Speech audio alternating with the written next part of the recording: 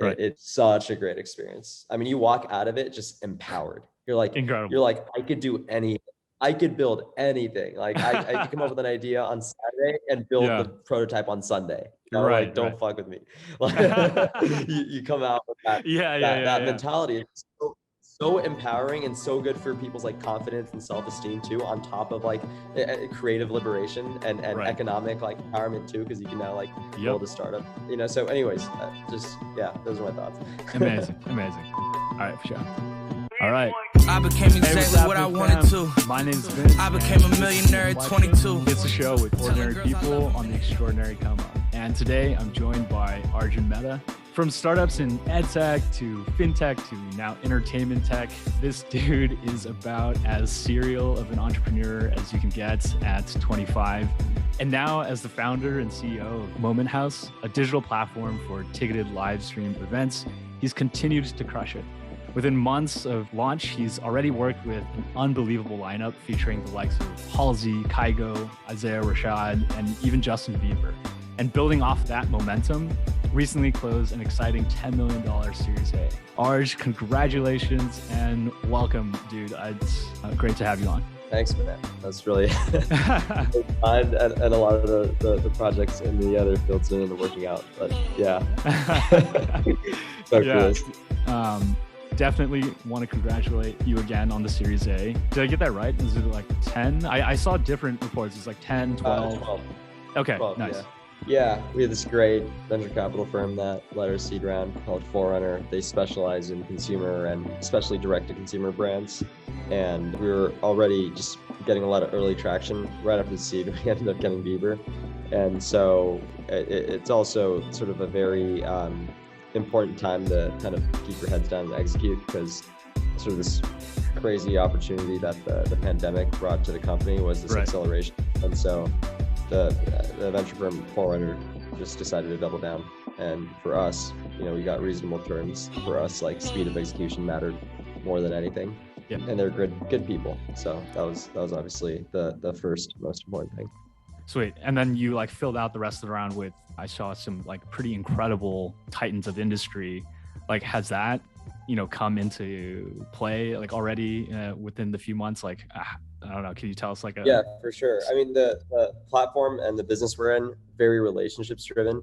We do digital experiences for artists and creators. So it's really important that, the leading artists and creators are using our platform, and that sets an example and inspires, and those endorsements sort of add that legitimacy, credibility for like the smaller versions of them, the tier 2s, the tier 3s, the tier 4s to jump on. In our seed round, we got a lot of artist managers in, which was really helpful, especially because it was a really competitive landscape at the time, and kind of, locking people down was very key. And then since from seed to Series A, we've expanded into other categories like podcasters, podcast creators, YouTubers, comedy, etc. So we've had podcaster, YouTuber Cody Ko come in and invest, which was helpful. And, he uses the platform every quarter. He hosts this premium digital experience on Moment House. Whitney Cummings is this comedian. She has a podcast called Good For You Podcast. And so she invested in, there's plans for her to do it. Really, we are in a entertainment industry, and talent and relationships are everything. And we've been using the cap table as like a biz dev tool, in addition to just using it for getting money, obviously. That's wild. It's wild that like you're interfacing with these household names on like a daily basis at this point. It's a pretty probably surreal thing to experience. But like, I guess before we really dive into Moment House, I want to kind of paint a picture about how you got here to begin with, like, some of your humble beginnings and early ventures that got you here. I know like you grew up in the Bay, probably surrounded by a lot of that, venture and startup ecosystem and culture. From your perspective, what were some of the earliest influences that kind of like turned you onto this entrepreneurial track? Yeah, definitely product in my environment. Bay Area is a great place to grow up and like feel inspired by tech all the time, because everywhere you go, you're driving to school, you're passing by Google or Facebook or, like they're all there, and they all have these like massive campuses, and, you visit them a lot because your, parents and your parents' friends and your friends' parents all work at all these places, and you see just, oh my God, these are, massive compounds doing big things. But yeah, I mean, my dad also works in tech, so that had a huge impact. When I was in middle school, I was playing a lot of video games like RuneScape, World of Warcraft. I would sell the in-game items and currencies at school for like US dollars. So you can think about like RuneScape gold or World of Warcraft gold or items. And I was just in middle school at the time, so I couldn't really do anything other than think about, wait, how do I do this on a bigger level? My dad, who wasn't a gamer, so your typical kind of Bay Area Indian immigrant, hungry, entrepreneurial, saw potential in it, built a company around it. He put it in the blood, sweat, and tears. I didn't. I was way too young. But, he took this spark and made it a whole company. And they went through a series of pivots. It started off as a peer-to-peer virtual goods marketplace, ended up becoming an API for the game and app developers to monetize it themselves. So like Zynga would use it for Farmville behind the scenes. So it wasn't peer-to-peer anymore. And then that company ended up getting bought by Visa, which is crazy, 5 years later. And so like, that was like from middle school to sophomore year of high school. Yeah. And I'd had like daily front row seat to it. I'd constantly see, okay, seed round, Series A, Series B, Series C, like interesting. Like, oh, this is the problem. Like, and I was very open with sharing everything daily. I was super curious about it. And it's just like super crazy to see how a silly idea can manifest into something that big within like 5 years. I think, and then especially when you're going from middle school to sophomore year of high school, like those are your formative years where you're trying to figure out like, who are you? Like, what am I doing? What am I interested in? What do I care about? And like, when you see that happen during those early formative years, I feel like it's hard to imagine being a lawyer or a dentist. It's like, oh my God, like I just got to do this forever. Like, this is the only world I know, there's no other world. So anyways, that was probably the biggest impact, which was just growing up in the Bay Area, having a parent that worked in tech, and then that experience specifically. That's incredible. I totally relate to that era of being deep into RuneScape, World of Warcraft, whatever, and doing the real world like transactions of a virtual good, exchanging it for like crypto. Lunch money. Yeah, seriously. Yeah. It's such an easy conversation to have when you have that context and background. Was that kind of the earliest hustle, or like what other examples of maybe like side businesses or like random kind of projects were you doing back in like those, early high school, maybe like early college days? Yeah. So I knew that's what I wanted to do. And I'd just like read TechCrunch every day, basically, just soak it up from like 8 to 12 onwards. So it was like constantly filling my mind with like all kinds of ideas. And it's honestly just such a great way to, get a picture of what's going on, what's getting funded, where are the opportunity areas. But entering high school, sophomore year, so my parents quickly transferred me from the crappy underfunded public school I was going to like one of the best private schools in the Bay Area, like immediately against my wishes. And then I saw like there's this huge like disparity, like, you have this underfunded public school with like 50 kids in a classroom. We have like private school where there's like 5 kids in a class. It was crazy. It's like you go in the class, you're like, wait, there's only like, it's only us. Like, this is for real. Like, and then the teacher has a PhD. And then like the building's beautiful, and it's like you're in high school. It's not even college, And it's like, wow, this is insane. I just knew I wanted to like build more stuff. Like just building stuff was so fun. Like I think anyone can relate to like, you create something and like the fulfillment and the satisfaction of like, wow, like that was an idea, and now and it could be anything. It could be like an arts and crafts project. It could be building a home, or even like assembling furniture, interior design, or whatever it is. Yeah. And so I just wanted that feeling again. I was like looking for a project to build, and I just came up with this idea of like, I was just looking at problems, and at the time, a common use case or a common scenario that always happens, like, you're asking your friends for help on how to do a problem. Like you're studying for a test, you don't know how to do it. A friend knows how to do it, whether it's a homework problem or, a test prep question. And at the time, like Facebook was actually used, and you'd go on Facebook and you'd be like, hey, do you know how to do this? Right. But how do they explain it to you? Right. Like other than just a phone call, right? Like there's phone call and there's like that little Facebook chat box. So the idea was like, well, what if I could like share a link? We pop into like this room where there's a collaborative whiteboard, and we can like just all draw on it, and there's like voice chat built in, and it was just like super simple and easy. I was like, okay, this is the product I'm building. Like it's something that I need. I know other people probably need it too. and it was called Stoodle. And then I just recruited like 2 kids out of my high school, and we built it. It was a good experience. And then we ended up like it was all not to make money. That was not the objective. Yeah. The objective was just to build something cool. So it was like, we didn't even plan to monetize it. We just got a bunch of users, schools and a bunch of, orgs using it too. And then ended up upon graduation, just like merging it with a nonprofit called CK12 Foundation. Wow. That's crazy. Some serious early wins on the board. It was just fun. Yeah. And it wasn't like a big win or anything. Sure. Yeah. But still, just that experience. Exactly. Like seeing something through from vision to like, oh, this is actually being used. And see people, aside from me and the team, like see potential in this thing.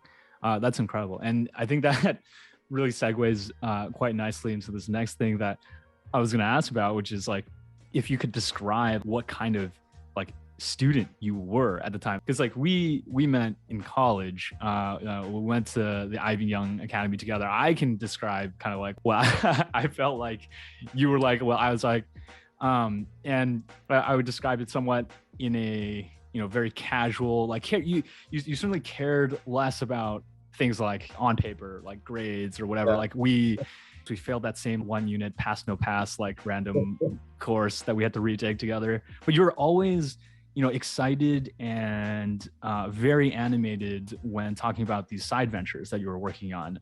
And so like seeing you having done that in high school and then having seen that also in college is pretty cool. Yeah, it was very similar in high school, which was like the classes I just wasn't like, I feel like people are on like missions, right? And like there's so many kids at this private school I went to, they were on like a mission to get the best possible GPA, and like their mission was academic success, and that was never my core mission. Just as like a person, it was like, okay, do well in school, but like build something dope.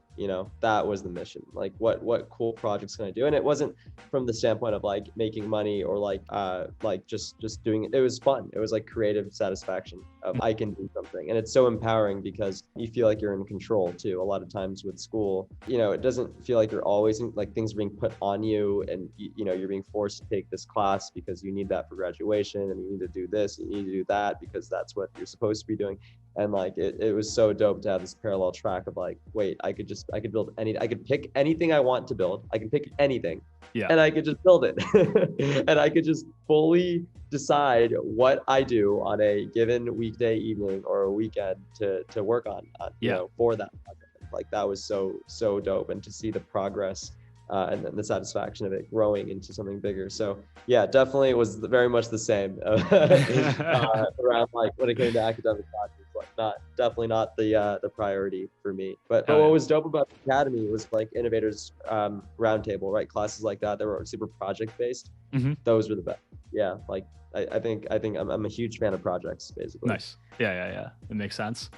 And then, we graduate. You'd spent a little bit of time at Mira as well before going on to do a coding bootcamp. Before, that was obviously always your calling to build something of your own. And then I remember, during that transitory phase, you're like, okay, I'm gonna, take on this like coding bootcamp. I want to like sharpen, that knife. What was that experience like? Oh, it was so dope. I mean, I've always wanted the ability to code and just build. I've always had to rely on like technical co-founder, like when you recruit someone who knows how to code. Right. Whether it was like Stoodle, the project in Highschooler, Trackfire in college, I was always like dependent upon somebody else. And meanwhile, like I have this like long list of like ideas in my Apple Notes. And it's like, well, I can't execute on anything without somebody else. Yeah. Like it's like the biggest thing I can't control, and that sucks. It sucks knowing that I'm not like independently able to attack these things. I need to rely on somebody else. What a terribly like important dependency that you're just like, you just don't have internally. And so bootcamp is just like the most efficient way to get technical, right? They like it's 3 months of just nonstop, like 6 days a week, 9 a.m. to 9 p.m. of just like going in on JavaScript and React and all the frameworks, Node. And so I was just like, let me just do it the most efficient way, because I kept trying to like teach myself how to code. Like during Thanksgiving breaks during college, I'd take like Udemy and classes and things like that. But like it just never worked. I sort of got into it, but like never all the way enough to just be able to build something end to end. And so looking back, it was the best decision of my life was going to a coding bootcamp for sure. Wow. Because I just feel like the amount of confidence I have around like I could do anything I want. I could truly do anything I want now. Before I couldn't. I was like, now I could just like, I come up with an idea. I could spend all Sunday just like building it, like making progress. I don't have to like talk to an engineer, convince them that my idea is worth their time to work on. Figure out how the hell are we gonna split up equity or payment, or how much do I have to pay you? Like that's so much extra clunk that you just don't need if you're trying to like build, Yeah, definitely refreshing to hear. I think one of the things that reminds me of is when I first started this podcast, I'd asked like people what they wanted to hear about. And there was a lot of curiosity around getting started with a non-technical background. And since you've sat, aptly on both sides of that coin, it's not like that's a barrier, like people have done it, but what are the sort of pros and cons of, I guess you've already mentioned that was the best decision of your life. So looking back, you would definitely do it again. 100%. I mean, even now, like I was able to Moment House. The only reason I was able to work on Moment House or have Moment House today is because I was technical and I was able to build a V1. We wouldn't be here if I didn't have coding ability. But that's specific to us. I'm not saying that applies to every idea, but it was like the time window we had. I came up with the idea in November of 2019. I coded it. I got really excited at first. Then I coded it from November through like February, right? Yeah. 2020, and then like March was when the Tom Hanks and like NBA shut down and all the COVID. It was like that timing. I would have spent like those 3 months like looking for somebody to help me build this idea. It would have been, or I would have like found some contractor, and it would have been so terrible, the low quality and just not great, but I was just able to go. Like also the time that you get back from like not having to communicate is massive. I mean, you know what you need to build and you just build it versus, okay, I know what I need to build. Let me figure out how to write this all down. Let me explain it to them. Do they know how to do it? Okay, they do it. Now you go and check, okay, did you do it the right way? Oh, actually I have these 5 edits. You didn't actually follow it, this, and this. And I meanwhile thought of this. So there's another update to this. It's so much stuff that you don't need during, like, obviously you need that to build a company because you need to scale and you need people and communication. But like the early days of just like, you have an idea, you want to prototype it and just get to like V1 of like the concept. 100%. It's like, you don't need that. Like I said, you don't need that clunk during the early days. And so, and even now, like Moment, like we're, post Series A company, and like we have an engineering team, like it's not like 100% necessary, but like there are times frequently where like my knowledge of engineering and just how things work under the hood allow me to just understand what's going on. What are the problems? What's going on? If there are technical issues, and our business really requires engineering to be just stellar 10 out of 10, because if the servers go down during a paid ticketed digital event, it's terrible, right? You have a lot of angry customers. You have an artist whose brand you've kind of ruined a little bit at that point in time. And so, again, not all businesses have this level of like engineering evidence like that Moment House does, but like it's so important for me to be able to like talk to my CTO or an engineer and like understand why something went wrong. What are the fixes going into it? Okay, but have you thought about this? What about that? What about this? What about that? And I obviously am not the most knowledgeable engineer, and I don't have like, I've never worked at a company as a professional software engineer. I just graduated a coding bootcamp and I've just built stuff on my own.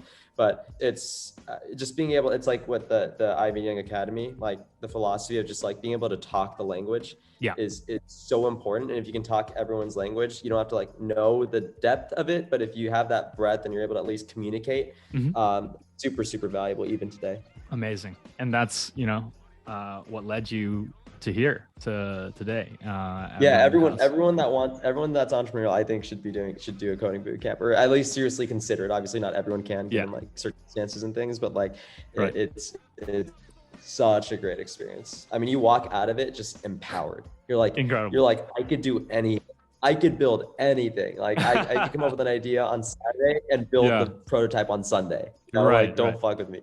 Like, you come out with that mentality. It's so empowering and so good for people's like confidence and self-esteem too, on top of like creative liberation and economic like empowerment too, because you can now like build a startup, so anyways, those are my thoughts. amazing. That's a clip and a half. So all right, through that, got you going on Moment House, got you to where you're at today. Can you explain, give us the founder's pitch of like, what was it at the time? Has that vision changed? And like, how do you describe what you guys are building towards right now? Yeah. I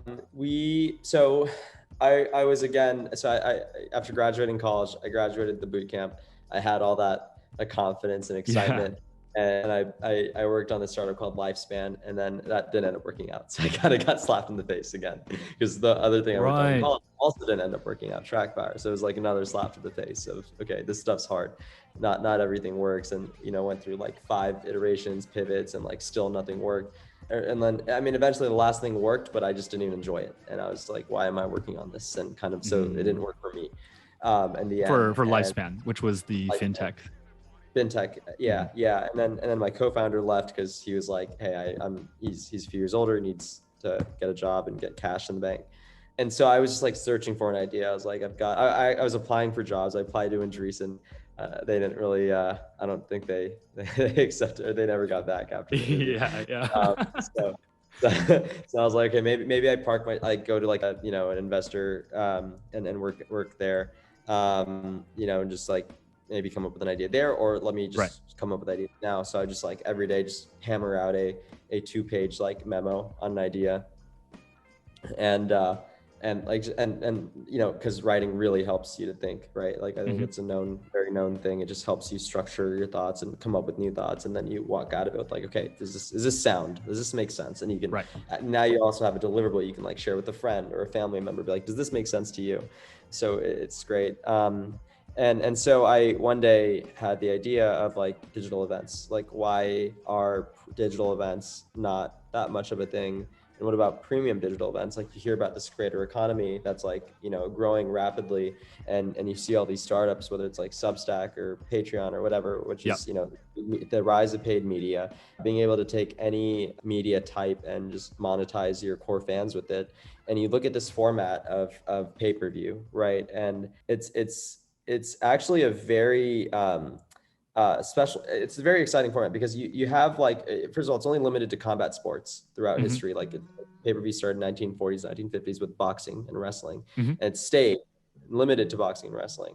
And it's this incredible format where like people all around the world are gathering for this special moment that they all share together. Doesn't matter whether you're in like Brazil, Manhattan, LA, doesn't matter. You're all watching the same thing, enjoying the same thing. And people are like having dinner parties over it. Like it's such a beautiful thing. And then the creators of these events, the Floyd Mayweathers and the Conor McGregors, and obviously the companies, they walk away with serious money. Like it's like millions of dollars, like good money. So it's this great win-win, and I was like, there should be more of these moments. There should be more of these moments of belonging where people are coming together. It's a really magical experience. And I thought it was absurd. Like, okay, if I'm a Shawn Mendes or I'm a Joe Rogan, how do I do this? Right? Like if I'm any creator with an audience, like how do I leverage this format to engage my global audience? Because everyone is global, at this point, any creator is global automatically from day one. Like, how do I use this format to engage them and monetize them and give them a special moment, which I, walk away with money from? And there was no obvious answer to that question. And that felt absurd because it felt like basic infrastructure. It was like crowdsourced pay-per-view experiences, or like, UGC paper. It just felt so basic. I was like, wow, like the closest thing was this website called stageit.com, which has been around for like 15 years. It kind of looks like Craigslist. So very old school, but it was a little bit of validation that, okay, they had musicians that were charging tickets to these digital experiences on the internet. Okay.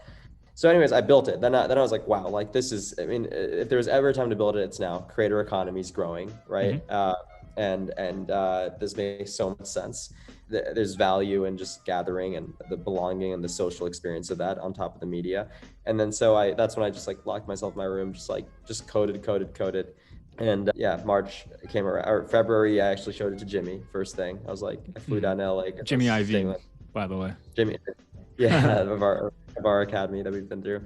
Like, flew down to LA, showed it to him. I was like, hey, what do you think? He validated it. He connected me with Scooter Braun and Jeffrey Azoff, who's like this other music powerful family. And, those relationships like ended up with like Bieber on the platform later that year. Well, first of all, COVID struck, first of all. And that was like the moment of like, oh my God, if there was ever a time to like pedal to the metal on this thing, it's now. And so I, I didn't know any managers, any like artist managers really, other than obviously Scooter, Jimmy connected me with and Jeffrey, but like I didn't know anyone beyond that. And I just went through the talent agencies because they're like the umbrellas, right, over all the artists. There's like 4 of them, right? WME, UTACA, Paradigm, Matt Wasserman, and was like, hey, I built this thing. Like, here's a digital venue. You guys can't book your talent anywhere. There's no physical venues for you to book your guys' booking Right. agents. There's nothing to book. Like, why don't you book my digital venue? You know, like here it is. It's ready to go. Also, I come out of this school from Jimmy Iovine and Dr. Dre. The little bit of credibility factor there. So I'm not just a random nobody. And in the beginning, there was a little bit of pushback around like, wait, like we don't want to look greedy. Like, are we even allowed to charge for content? This should all be free stuff. Like, we don't want to look greedy because the brand of the artist is just so important. Decisions are made purely over how does this affect the artist's brand, even if that decision can make you a lot of money. And finally, I just kept hammering. I was like, come on, just do it, use it, just following up with everybody. And then like eventually UTA actually had an artist that had a vision named Aurora. She's like this Norwegian artist who did the title track of Frozen 2. And she, it was called Exist for Love Sessions. And she did this little performance, curated 3 other artists. We ran it through Moment House, ticketed it, and she grossed 20 grand off of like a few Instagram stories. And it was like, oh my God. Like, and that's that creative satisfaction moment of like, oh my God, this is all just an idea. All this time, I've like been selling the shit out of it without actually seeing if it'll work firsthand. It's all theoretical. And like, yes, like 20 grand, let's go. This works. And she just did like 5 Instagram stories to get 20 grand.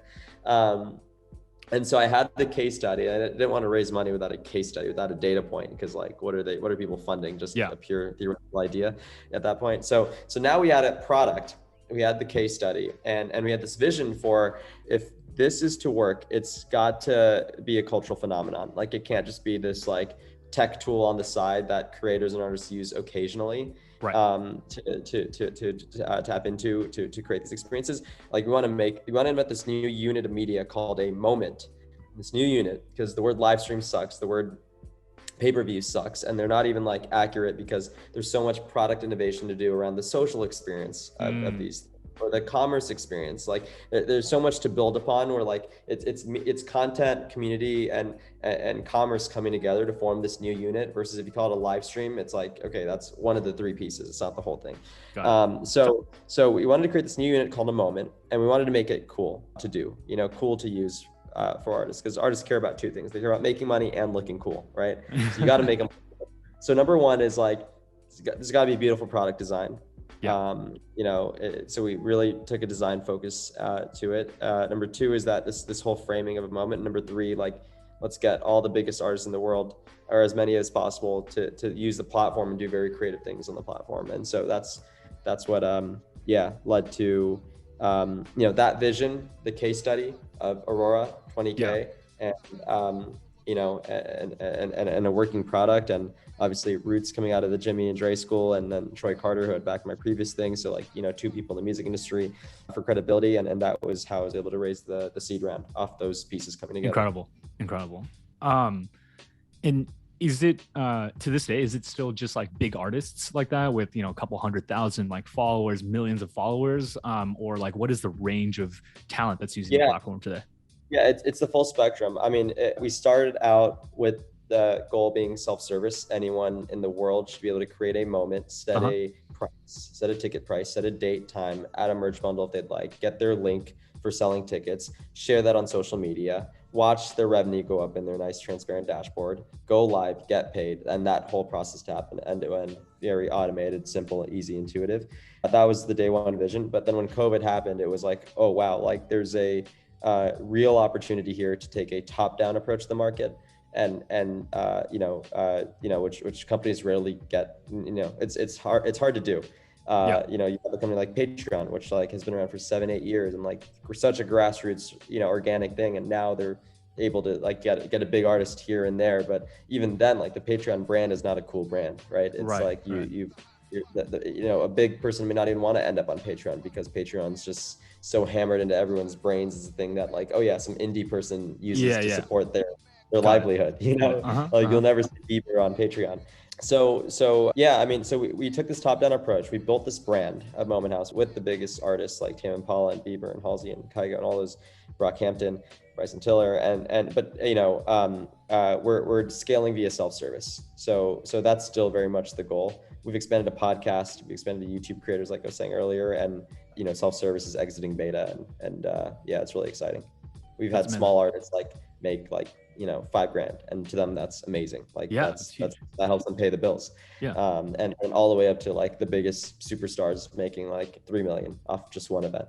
Oh my goodness. So it's a very big spectrum. Wow. Sure. That was going to be my next question, which is like, okay, so your first data point was 20K, 5 Instagram stories and stuff. Like as you've honed in the model, as you've like kind of developed a playbook and reached bigger artists, what do those numbers look like? 3 million? Like that's pretty crazy. Yeah, it's anywhere like 6 figures are the norm for like a bit like a tier 1, tier 2 artist. And is that all inclusive of like what does that include? Is that because they typically do a couple of different shows across different like like locations? There's 3 airings. Yeah, there's usually 3 airings for the 3 different time zones, and then 25 to 30% of our revenue on average per moment is merchandise, physical goods, bundled with the ticket, made available for sale during. And then the rest is just digital tickets, like just, and the base price is usually around $15 for a ticket, $10 to $15. Wow. Yeah. Fucking incredible, man. But it obviously wasn't all, smooth sailing up until this point. You had touched on this kind of earlier where you're like, this is why the engineering team needs to be like A game. I remember tuning in to one of like the earliest like A-list people, like that Black Bear moment, and everything was kind of like on fire on the walls. We're texting and like, I mean, that's gotta be fucking tough, dude. Like it's very, heavy sort of moments like that, that end up falling on the shoulders of founders to bear. And, it's definitely a sort of like an emotional part of the story, or like, it's just a side of the story that people don't really get to understand, like how shitty it feels to be at the center of when things aren't going the right way. But like, how have you managed to like overcome that, or like, how do you manage your psychology during moments like that when things are on fire? Yeah, it's what's super crazy about this business is that there are moments like that where there's like extreme high stress concentrated over a period of like 60 minutes, because the event is like that long usually, and it's just like the most stress in the world, just like on your shoulders for 60 minutes, and then it's gone, or it's funny how I've just never experienced, I've always experienced stress over longer, I think we all experience stress over longer periods of time, like weeks or months or years. Like 60 minutes is just like insane. It's been a fun experience going through this. But yeah, with Black Bear, that was probably the most memorable, like dark parts of the business, which you were a part of. I think we were like live texting during the crisis. And like, yeah, I mean, like, there were technical issues that occurred. There was a delayed start of about like 70 minutes. It started trending on Twitter because the fan base is very vocal. Yeah. We're dealing with like super fans, like core fans that, they like to talk online. They're not the casual, quiet ones. Dealing with the consumer backlash, and irritation, dealing with,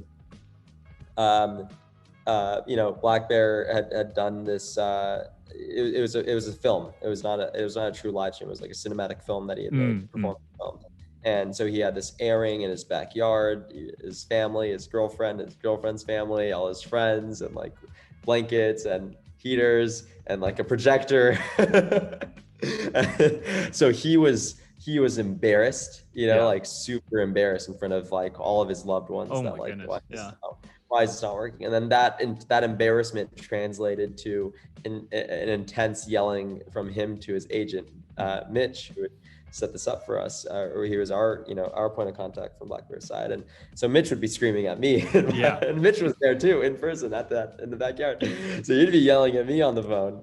The consumers are on Twitter. Engineering has no idea what the hell's going on. I mean, it takes time to investigate, right, and figure out, okay, what is this here. So it was just such a very high stress experience of just that hour of time. And then it ended up getting the show on live, and it worked, and thank God that it did, like 70 minutes in. But there was just so much damage control to be done, because we had all these artists that were like going to be using the platform for the next month after, the following month after. They were made aware of what was, so I had sent invites. I had sent like guest tickets to Halsey's manager, Youngblood's manager, all these managers to the Blackbear, to Shawn Mendes' manager. It was that's what was making me just really oh my God. It was not good, because I was thinking about, oh my God, I hope they didn't click the ticket, I hope they have no idea. But the reality was that we had to just own it. Write a detailed, very detailed explanation of here's what happened, here's why it happened, here's why it'll never happen again.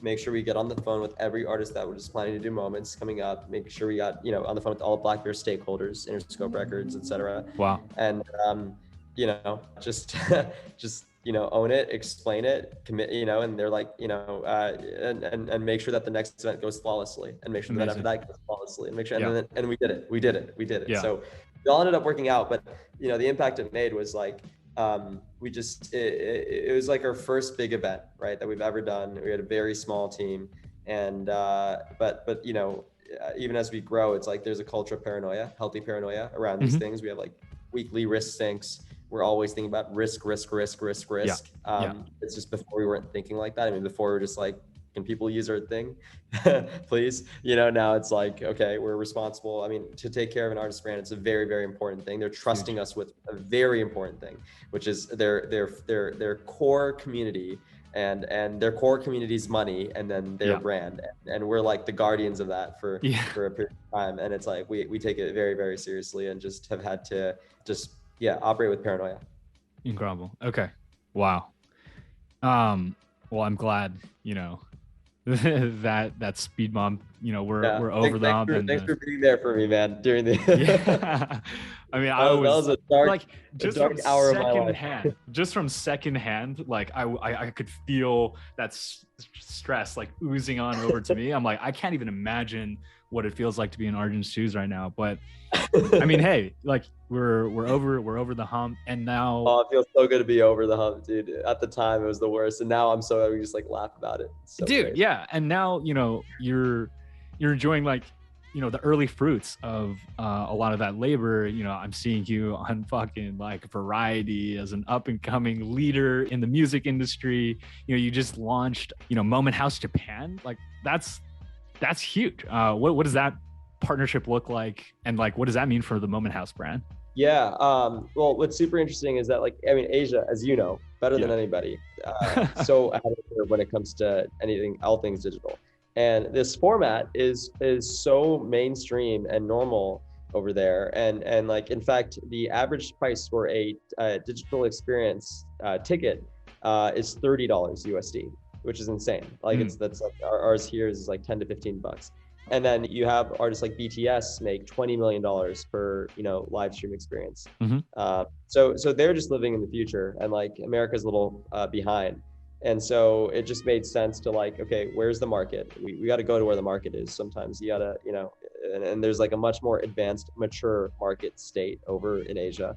And, we don't know a lot of things about Asia. We don't know the cultural nuances. We don't know how to localize entirely. And so we found a great partner called Psycho, and they're handling the localization of everything, and they have great networks there with Asian talent. We bring a lot of infrastructure and know-how, and and US talent. And so yeah, we have a great partnership launching Moment House Japan together over there, and yeah, just going to where the market is really. And Japan is like the second biggest music market in the entire world after the US. Yeah. It's funny, that we mentioned like high points like this, the first time that I reached out to you about doing this pod, I remember, I'm going to put this up on the screen somewhere. It's like, I'm like, dude, like this pod is all about like humanizing entrepreneurship, catching people at that, like right as they're like shooting up and making sure it's relatable. And your response at the time was like, dude, I'm super like self-conscious about that stuff. Can you please like do some other people first? Let me make more progress. I've only raised a small seed round. And like within the short span, probably like definitely less than a year, 6 to like 10 months, I don't know, something like that time frame since that text, like truly blown out of the water. How does seeing all of that in retrospect feel? Like now seeing your name like pop up, now seeing, these articles about your raises and stuff, Moment House Japan launching, how does that feel? It's cool for like a second, but like the reality is that there's always things always look great on the outside, right? Like every business has challenges all the time, 24/7, especially startups, as we all know. That stuff is never captured externally. Like I'm fully knowledgeable about all those things. That's where my brain is active all the time. I'm just thinking about all that all the time. And my to-do list and all the little problems and small problems and medium-sized problems and big problems to solve. And so it's I don't know, you kind of look at it as like, oh, that's cool, and like that's great. But like, if we were to stay at this level of like recognition and respect externally, like we gotta solve all these other things, like now ASAP. So it's just, I don't know, it's cool. It's definitely cool. I'm super appreciative for it. It helps a lot with the brand. We are in an industry where like respect, trust, brand really matters. So that's like the best thing ever. But yeah, there's so much work to do. It's funny. And I don't say that as like a cliche answer, because I feel like that is the most cliche answer to give. Sure. But it truly is. I think when people say it, they mean it. It's true. There's a lot of work to do. It totally makes sense. I think everything really is a double-edged sword. Like when big wins come out public like this, it's like it adds weight to your shoulders. It's like now I have to like maintain this trajectory. I have to deliver on this sort of like vision. Exactly. In this province. But I'm confident we will. Like we have a good plan, and so that's why it's like we can get to the promised land. We just gotta like it's all about execution, as you know. And so I love that. So it's like if we dwell in, there's nothing to dwell on. It's like it's just, we just gotta go. What is the sort of like vision or stratosphere of how big, how household name, how like, what does Moment House have to look like for you to be like, we've made it? Because like you're going through all of these growing pains, and like each level, right? You hit the seed round, you hit the Series A, but then it's just like unlocking all this like more work, right? It's like now we can dream even bigger, and like holy shit, like we can accomplish even more. I guess taking like a snapshot of how you feel right now, like what stratosphere or like what does that world look like where you would be like, okay, fuck yeah, we made it? Yeah, I mean, it's getting every creator on the platform possible, like for it to become just the norm of how a creator operates their business, whether they're an artist, a YouTuber, a podcaster. So on the podcast side, that means like every single podcast in the world, well, the ones that are really like, let's say the top 300, which is, podcast still nascent, the 300 is really where the real action is. Yeah. All 300 podcasts should be doing quarterly moments on our platform. Every artist should be doing a moment once per cycle. They should always have a digital experience that's global and accessible by anyone on earth every time they have a cycle, meaning like a new album or a tour or something like that. And so the goal and the ambition is to, build an iconic media company the way like Netflix is this iconic consumer media company. That's the goal, kind of be the sense of belonging, because it's not just it's like moments of belonging. You have these moments, media moments, where people are like coming together around this special experience, and there's all kinds of social activity that I can get into later, but happen, and it's just a really beautiful thing to see, like this Sure. guy from Brazil and this girl from Ecuador, like just connecting over their love for K-Tronada. It's such a special thing. Yeah, I don't know. I really look to Netflix as like, I drive past the building all the time on Sunset Boulevard. Like you see their tall building with the red N on it. It's like, okay, we gotta do that. Dude, salute to that vision. I'm on board. And and now you have a pretty incredible team behind you working towards that vision together. I remember at the time earlier on in that like seed phase, it was like just a handful of people. How big is the team now? 33 in the US, and then we have like another 20 in Asia. So about like 53 in total, yeah. Incredible. And I remember one of the last times that we caught up, you had said something that really stuck out to me, which was like, one of the best things about building a business is finding incredible hires. And I think people kind of like starting out in the startup game, like really kind of underestimate how much time you spend as a founder, especially a CEO, like recruiting top talent. And can you maybe like tell us a story of some of those key moments where you've managed to bring on some incredible people on board, what that was like, if that was as easy as an article might make it seem? Yeah, right? No, sometimes it gets really hard, especially in today's market where like, there's a lot of money in tech, and then, so that means there's a lot of startups, which also means a lot of startups hiring. And so it's definitely like the labor market. So I think it's as hard as it gets. But I mean, there's like this role I was looking to hire for, and I went through 2 cycles of it. I mean, there's a lot of opportunistic hiring that happens as well. So it's hard to run a full process, like how a typical company might run a process. It's hard sometimes because you just have so many things to do, and you just need to hire like ASAP. And so you stumble upon people that are like, oh, this is exactly what I need for that role. Anyway, so like, I mean, I've had multiple cycles of like, getting, and this is not unique to me. I feel like everyone, any founder, any hiring manager has had this experience of like, you get all the way to the finish line, and then, you don't get them, and you like did everything you possibly can. And like,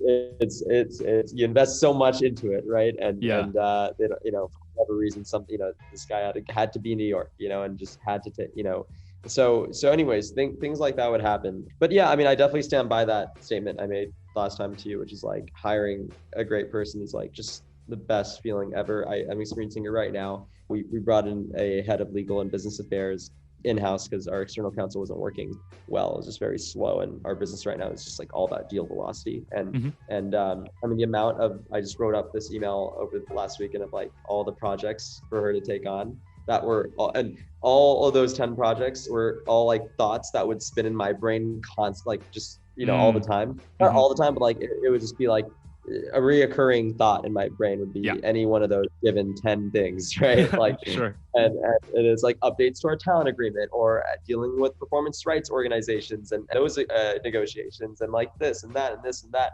And like now, like there's this incredible person and made the right hire, like just totally understands startups, understands that things are, there's things all over the place, and someone that's already comfortable with that is a trained lawyer and can just take those 10 projects, and now I don't have to think about them at all, other than of course setting her up for success and like syncing with her from time to time. Right. But like, I mean, such a great feeling, because now it's like, okay, I've just taken all this stuff out of my brain, put it on someone that's way better at it than I am, and who can execute 10 times better because they can go into the details of everything, and they're a professional.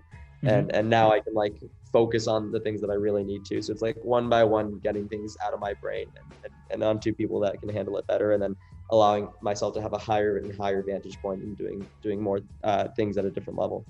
That's amazing.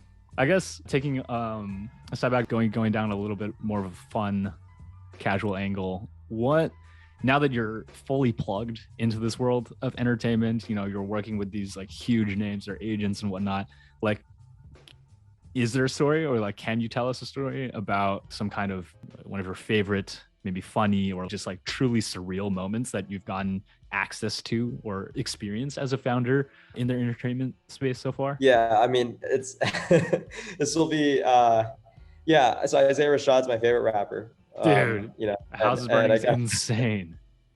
Yeah, I got to like we got to work with him and TDE on, which is his label and management company, who also, I mean, they're ending soon, but they built Kendrick Lamar basically, and then SZA and Schoolboy Q, and it was just like the coolest rap label of all time. Yeah.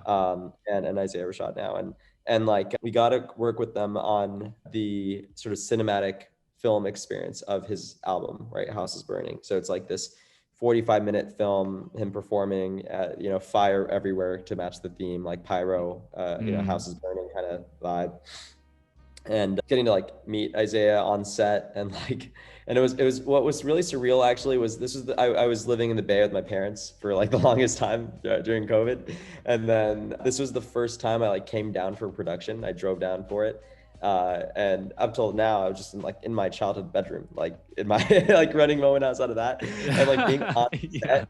And there's like 50 people, like a 50-man crew, and like we're responsible for all this happening. Yeah. It was like, oh, you're Moment House, like, oh, like you're funding, like they're treating you with the respect of a producer, because like we're bankrolling the operation and everything. And it was just like, and then like Isaiah like talks to me, and like Isaiah's manager like brings Isaiah over and like introduces me, and it was like, and there's like 50 freaking people like just hardcore working on this production, and I'm like, well, like this is Moment House, like Moment House did this, like I just because I just when you're working remotely, like you sign like DocuSigns and you write emails, and then like to see like the physical manifestation of that is so crazy. And like all these people are here doing this because of this DocuSign, and it's like my favorite rapper. And then, but then like there's the the ugly side of everything. Well, the production company that ended up having a production overage, and that was a whole battle between who's paying for this overage. They didn't follow the protocol to get approval for that overage. They just kept rolling. They didn't get the mutual, both sides signing and agreeing that, hey, we agree to this overage. And so that was a big kind of point where just a conflict. We had to come in and mediate. I had to mediate personally because I was managing the relationship, and those are moments where it's like, and I spent like meaningful time on that. And it's a moment where like, you kind of get the feeling of like, am I building like a venture-backed company? Like this feels very, negotiate. I was like the middleman to a dispute between a production company and a music company, and it's like, and it just feels like, I don't know if this is the best use of my time. You get that feeling sometimes, and so anyways, it's interesting. But I learned a lot about the business that way, and it's helpful to have the production knowledge now, how these things work. Yeah, that's super funny that you mentioned that, because like I recently had a conversation with another friend of mine who was an early hire at a recent IPO company, and they were saying like, from the outside looking in, it's like, okay, their tech stack must be insane, their design team must be like a game, and it's like on the inside looking out, it's ratchet as hell. No one knows where any file is. It's all like unscalable like solutions, and it's just the house is burning, like quote unquote. And so I think everyone at a startup, or like going through those growing pains, or like can resonate with that. Like this feels ratchet, like this doesn't feel professional. It was so funny because it was so surreal to be able to work with my favorite artist and their team, and then on the flip side, it's like dealing with this really annoying dispute, and it's like it's like this side by side of like cool and not cool at the same time, which is funny. And I mean, you also must experience this a lot, where I think you kind of described that feeling just then, where you're going from like sitting behind a computer screen, signing DocuSigns, seeing it in real life, getting treated with that kind of respect. You're young as shit, you're 25, you're the youngest person on that like variety list. And then also you're interfacing with all of these titans of industry. Does that translate to, somewhat of an imposter syndrome situation, or like how do you overcome that feeling of like, how am I even here right now? How is Isaiah Rashad chatting with me? I look at it with humor. Like it's honestly, it's kind of funny. It's all funny to I love me. that. It just feels like, it's like, oh, well, this is hilarious. Like, why did they give me this? And like, it's funny.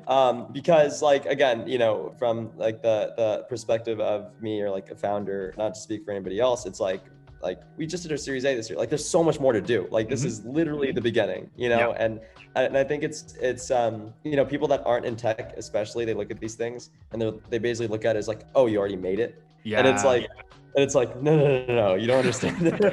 like we're literally an early stage startup. Like we have a monthly burn, we have a runway, we have to hit our targets to get the next round of funding, or everyone gets laid off and the company shuts down. Like, no, you don't understand. I've not made it.